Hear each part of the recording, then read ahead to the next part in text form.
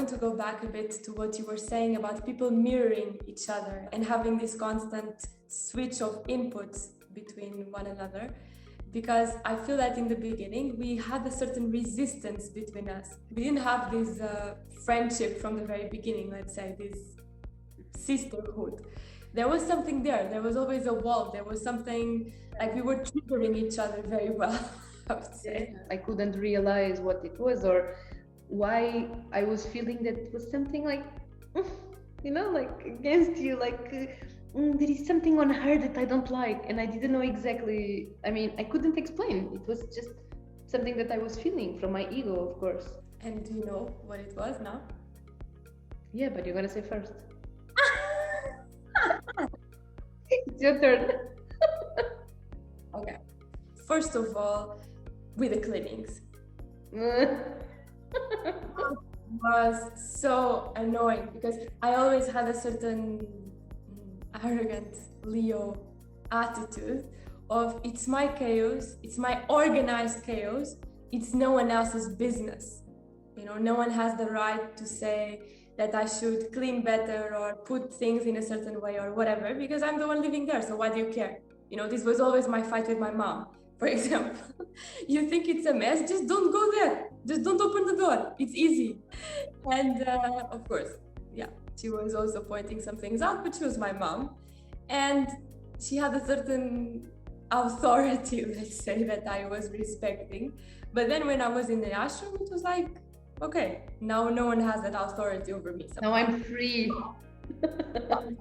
Wrong, of course, especially if you live in a community and you cannot just do whatever. I still remember we went together to a spiritual retreat 2 years ago, and I still remember the difference between our suitcases and our shelf that we were having. We were in the middle of the woods with nothing, going to shower in the river. I was going because you couldn't take it, so we were going with nothing, just with a small suitcase for 2 weeks. And I still remember the difference of like organization between your space and my space, and I was still saying, come on, just put a bit on your bed, like just organize everything. I would say this was a major factor between us from my side, this mirror of everything I will do wrong, every step that I am making a compromise or that I'm not doing what I deep down know I should do. You will be there like, ready to tell me. You were like, people will think now that I'm so annoying, like all the time in the background, like you didn't clean this, you didn't clean that, do it again. So now is the moment when I will say what was actually triggering, like inside of me, your presence, like in my life. So I realized, of course, it was not back then that I realized this. It was after a while and after some awareness upon these moments, or the moments where I was feeling that you were somehow like annoying me for a reason, or I was feeling like irritated by you or by your presence or something. And I realized that it was, you were a wonderful mirror in the sense that you were having what was lacking me in terms of sensuality and eroticism and beauty that I was looking, and I couldn't realize that this is actually how I wanted to manifest and how I wanted to be. And the way you were dealing with men, for example, or the way you were dressing or manifesting, even like the way you were walking or speaking with them, or basically the way you were, it was showing me that I wanted to be like this, and by a defense mechanism of the ego, I was like going against you instead of embracing you and trying to drink from that energy and trying to resonate more with this feminine side that I was struggling back then, like to develop inside of me. So instead of doing this in a very harmonious way, and even like to develop the sisterhood, which is super important between women, and this loving each other and so on, instead of doing this, I did the opposite. So I created like a wall, and I feel like actually part of the fact that we were not getting along, it's my fault, and I still feel a bit guilty. Well, nowadays it's kind of like I forgave myself a bit already, because we are so good friends that I don't feel this energy anymore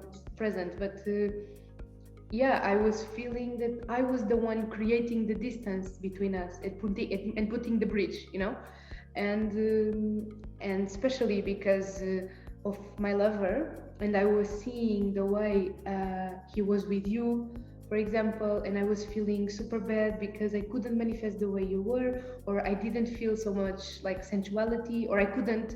I mean, potentially maybe, but the way I could put it out, I couldn't. I didn't have the skill, and this was really challenging to live with someone that was all the time reminding me what I needed to transform and what I needed to be, and trying to really like that person. It's super hard when you don't have the tools and you don't know, because you are very in the beginning, so you don't know the techniques, you don't know how to to manage the situation. So you get like, okay, I don't want to see that person because I don't want to face it, and I don't want to see the reality, which in fact was just showing me what I needed to do. Of course, if it was now, I would have done differently. And but yeah, I mean, I guess many women actually nowadays face these kind of problems, because there is even this feeling of competition that I was also feeling, and having Leo ascendant, so we are exactly the opposite. And having Leo ascendant, like, I also feel this competition and being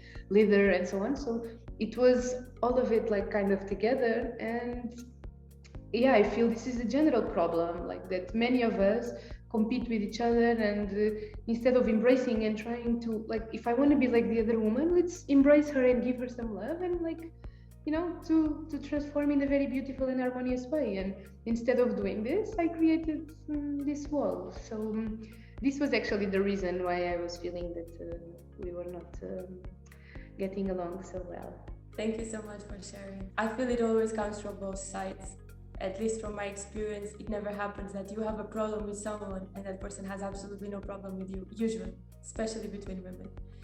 And I can tell you that, for example, besides the cleaning, of course, there was something, like, while now I understand you were going through that process and seeing these aspects in me, there were also aspects in you that were teaching me a very good lesson. One of the things one of the reasons why I wanted to do this with you, and that I always appreciate very much in you, is your authenticity. You have this natural capacity to be yourself. You don't lose time with bullshit. Like, if people go to you and tell you, you should do this, and now that you are on a spiritual path, you should already behave in a certain way, you should not say these kind of things, or you should not have these desires. And me, with my type of structure, I'm like, oh my God, making a movie out of it.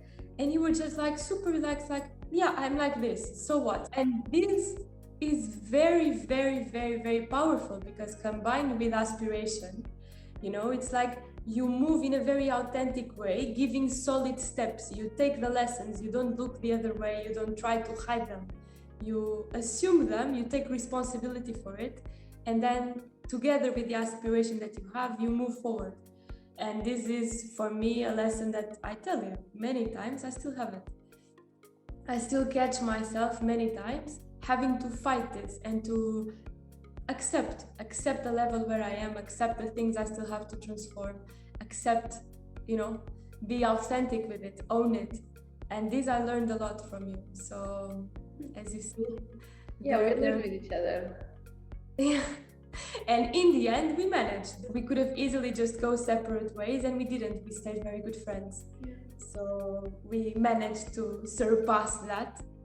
And I don't know if you want to share this, but if not, we cut it. No, of course we will share. I remember that zero filters. You said 0 filters.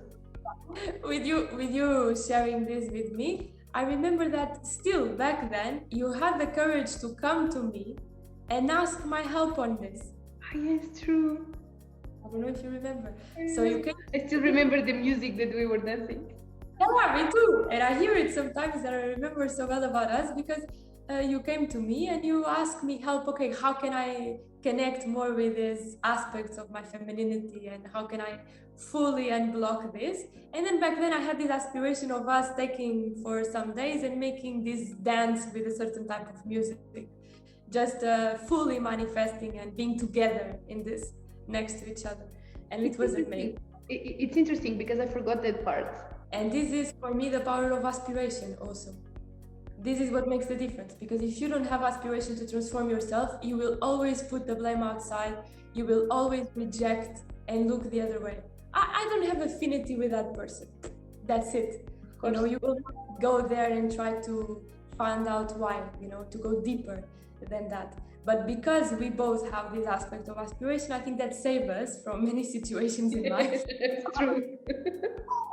And this is one example that we managed to surpass that. And now, 4 years later, we are here making something called Ananda Talks, both of us with a spiritual name given and told to use it, and doing this sharing with the world. So it is not by chance. And I feel it's also very much based on our attitude towards challenges in life. We have this energy of this resonance of courage and force to go forward, and this for me it's really, really important, and that's why I guess we get along so well, because we have the same attitude, you know, we face the problems in the same way. I would suggest that we would stop here for now, we would make a break, and then we would continue and make actually more videos about it and go deeper into more examples and what is the final conclusion, let's say, about how it was this first year of living in an ashram together and sharing this experience, because I feel there's so much more to say, and it's a pity just now to try to fit everything very fast, but to take some time and go challenge by challenge and present more and share more about how it was this journey so far. I think it's good that even now we made a bit more an emotional side. So I think it's good that that we stop and we may continue in the next video. I feel it's important, like